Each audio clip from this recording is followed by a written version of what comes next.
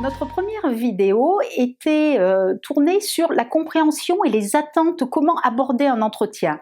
Cette deuxième vidéo va concerner la préparation de votre entretien, qui est un élément important, un élément clé, et cela en 4 étapes.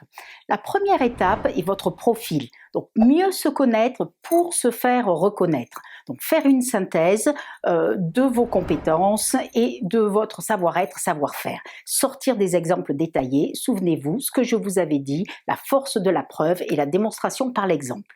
Le deuxième point est s'informer et aller chercher des informations sur l'entreprise et le recruteur. L'objectif de ce travail, en fait, est de se projeter dans le poste, de créer du lien, de la proximité, de démontrer votre motivation. À l'issue de ce travail, travailler et penser à quelques questions qui démontrent une certaine prise de hauteur. Le troisième point, c'est décoder l'offre d'emploi. Ça, vous avez déjà travaillé sur ce point-là à travers votre lettre de motivation. Ce qui est important, c'est de prouver l'adéquation entre le besoin de l'entreprise et votre profil. C'est établir des correspondances. Votre profil, le poste, et là, on fait des correspondances. Le quatrième point de notre préparation, enfin et final, c'est les éléments clés de votre discours, à dire impérativement. Premier point, la présentation succincte. Adaptez votre pitch à l'entreprise et au poste. Faites un pitch ciblé. Le deuxième point, ayez les éléments forts de votre parcours. Et le troisième point, c'est le travail sur d'éventuelles objections qu'on verra, qu'on peut anticiper. Alors, comment anticiper des objections?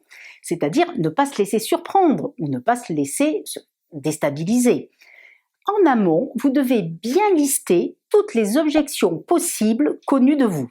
Par exemple, que répondre aux critères non satisfaits dans l'offre d'emploi? Ou alors, suivant votre parcours, à quel type de stéréotypes allez-vous être confronté? L'âge, la rémunération, la maîtrise des nouvelles technologies, la flexibilité.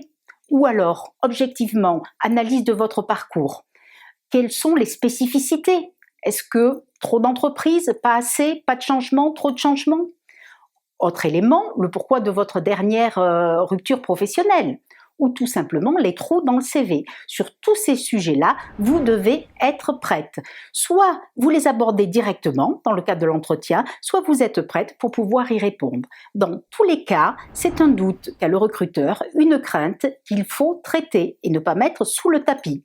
Assurez-vous de bien comprendre cette question, cette objection, ne répondez pas trop vite et faites un jeu de questionnement. Que voulez-vous dire? Qu'entendez-vous? Dans tous les cas, il faut que vous rassuriez le recruteur.